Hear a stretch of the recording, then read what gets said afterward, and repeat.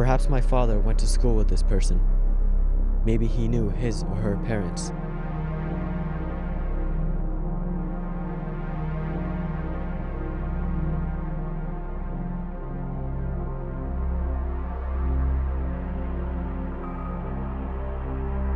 I can't begin to imagine my father going through this time in his life.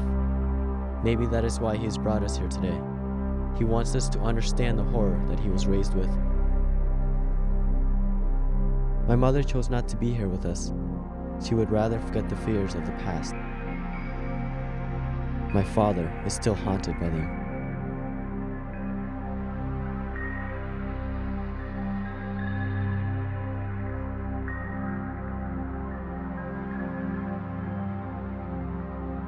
To the killing fields of Choueng Ek. Being here lifts the faces of Tuol slang off the walls and gives them dimension. A whole generation of people buried under my feet. I can still hear the voices of people suffering, taking their last breath before they died.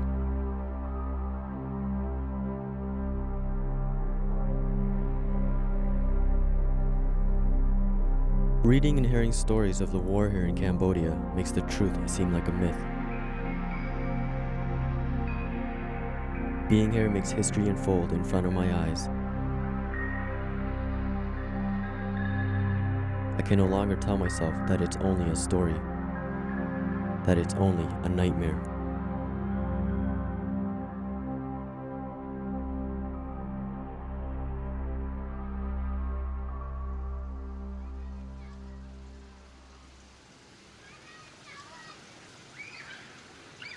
As we stop over in the capital city of Phnom Penh, I'm trying to tell myself that this is it. I've now experienced Cambodia.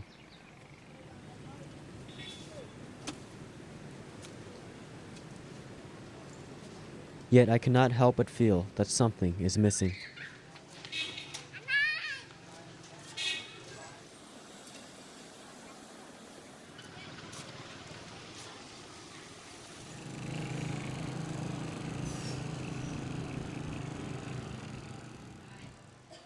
My parents have chartered a large bus as they prepare for the final stage of our journey, an expedition to northern Cambodia to visit the ancient ruins of the Angkor temples.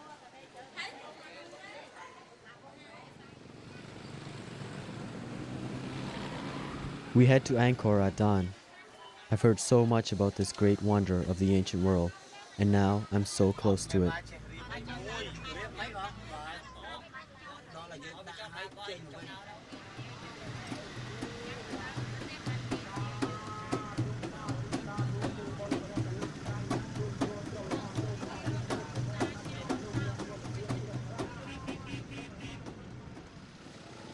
My grandparents didn't have the good fortune to bring their children to Angkor. My parents have brought them now, along with other family members. For most of them, it's the first time they've ever left their village.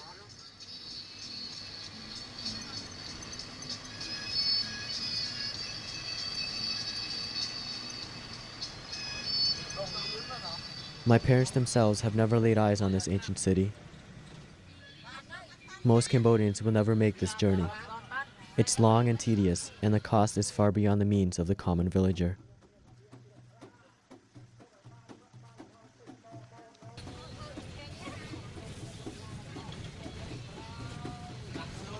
With every tedious mile, we delve deeper into the isolated regions of this country. The city is behind us now, the villages barely a whisper anymore.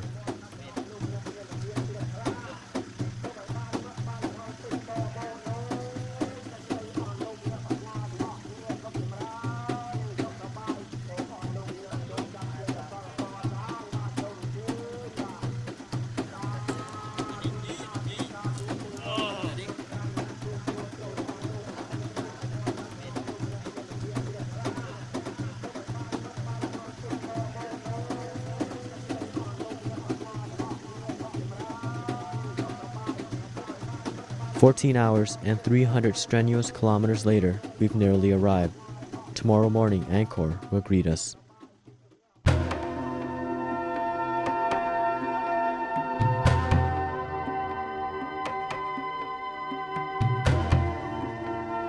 Imagine a world of long ago, full of triumph and grace, conquest and glory.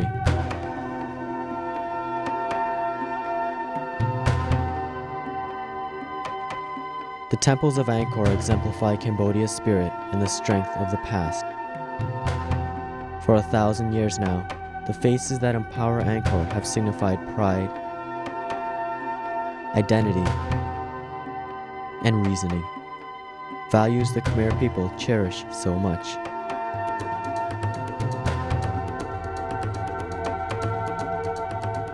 It's said that if you try to picture yourself at Angkor, you can never truly capture its essence, but if you let destiny take you, one day you will enter Angkor as though passing into a new dimension.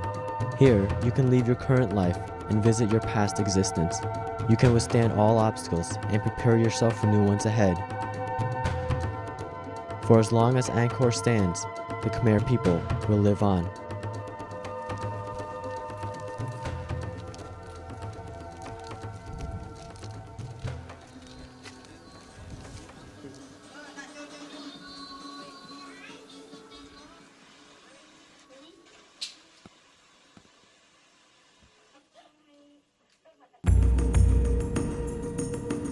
The Bayon is one of 100 temples that make up this vast kingdom of old. An empire that, at the height of its power, ruled much of Southeast Asia.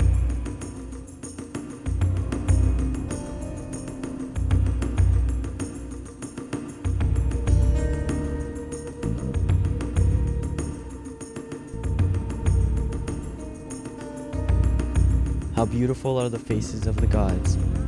Their smile lingers in the air. Their hollow eyes gaze across the far reaches of the country. The tears of a nation are embedded within.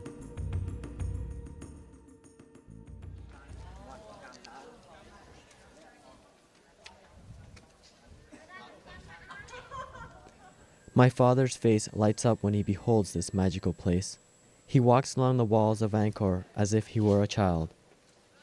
They said this castle they build and with the wall, They build with the wall, that's why all the generation cannot finish, build up everything.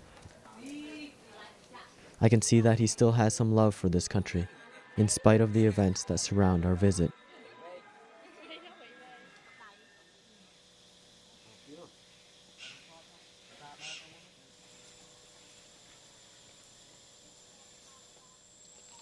My mother enjoys the time she spends with her family. Being with her family is beginning to feel natural. We get along like we've known each other all our lives. Perhaps our worlds are not so far apart as I once thought.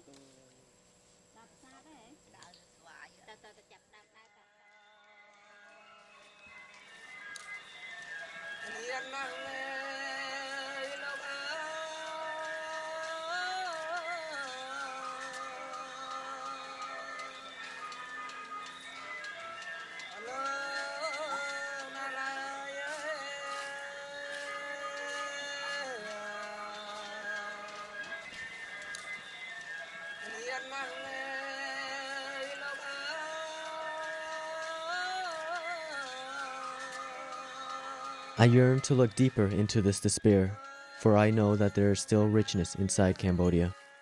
I've been raised to feel with my eyes and ears instead of my heart.